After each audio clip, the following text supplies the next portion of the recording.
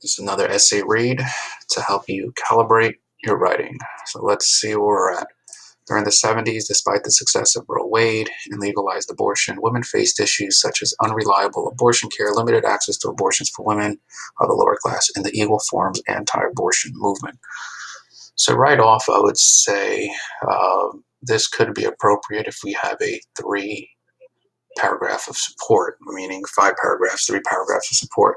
So you'd have your opening, 1, 2, 3, and then you'd have your closing, and then I would expect that each of these issues, uh, unreliable abortion care, limited access to abortion, and then this issue here. So that would be the one item. For this assignment here, this might be a little too ambitious, but let's kind of see where they go. During the 70s, despite the success of Roe Wade and legalized abortion, women face issues. So issues, they're not really saying much about that, but I guess these are the issues, such as unreliable abortion care. You could probably cut out women encountered, maybe get rid of that, and abortion and the Eagle Forum anti-abortion movement. I mean, right off, just trying to piece in my head how I would support this, I could imagine this is going to be difficult. There just seems to be too much. Each one of these topics alone is a separate paper within itself. Prior to 73, self-induction and secretive abortion procedures were the most common methods of terminating pregnancy. Self-induction methods such as ingesting poison or causing trauma to the body were unsafe and killed many women. Okay, so this is going right back to like 1920s.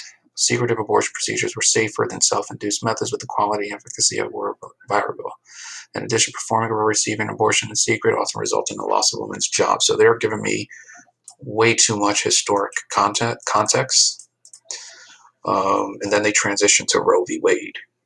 The court case Roe Wade legalized abortion, which reduced the amount of unsafe abortion performed. So, okay, so this is interesting. So you spent this time talking about the 1920s and prior to Roe v. Wade, and then you're talking about this point. This is a thesis within itself. All you would really need to do is provide data. Give me a thesis that looks at Roe v. Wade reducing unsafe abortions. You've given me your historic context, and now you just give me data, and you would be done. But still, as is, I would probably want to see some of this. I mean, I don't know the direction at this point. However, setbacks such as undependable abortion facilities, protests in abortion, and the inaccessibility of abortion to women of lower class pose challenges for women attempting to get abortion. Okay, so I guess they're trying to link this to that here.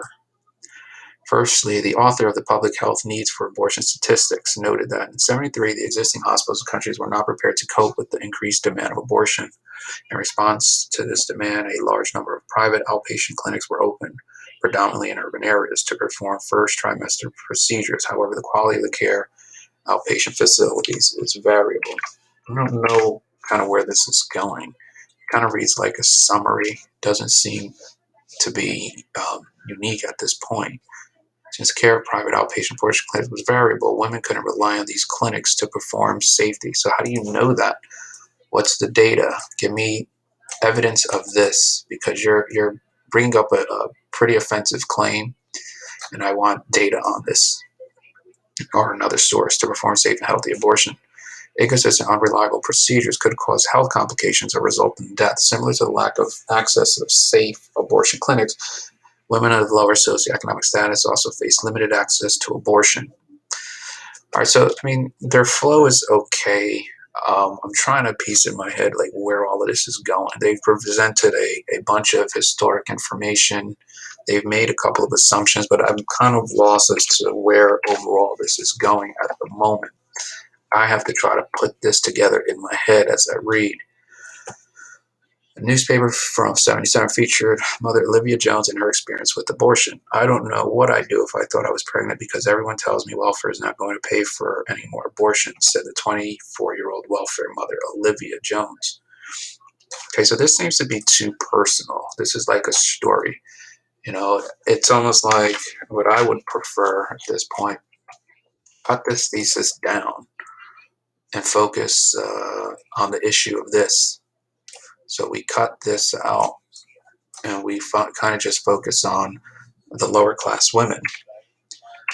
Then you give me some data on how many women were getting abortions or something like that, and then this personal story is appropriate because you only have one personal story here, and I can imagine from here the students going to use this as the sole piece of evidence for their claim about socioeconomic status. So that's going to be inappropriate, and I'm probably going to say that I'm not convinced about what they're trying to argue.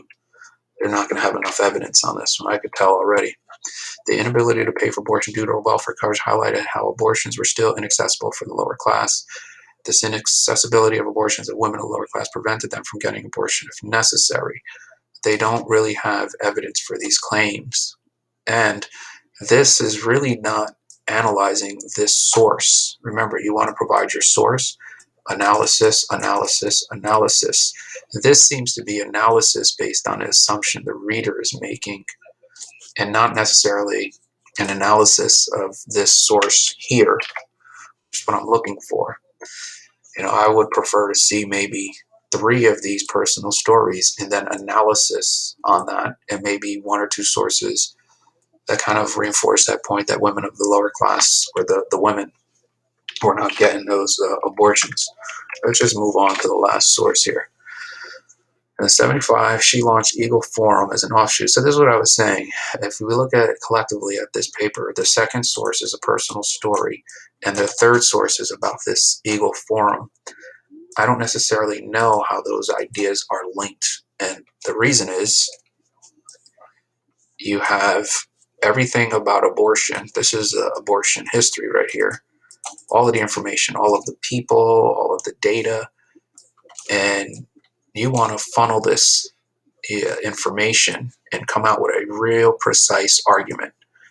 Maybe just this, or maybe just a personal story, because it seems that instead of having the personal story, they've tried to extract this amount of information, and it's just way too much for the scope here.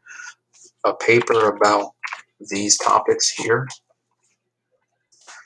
would probably be more than 3 paragraphs of support.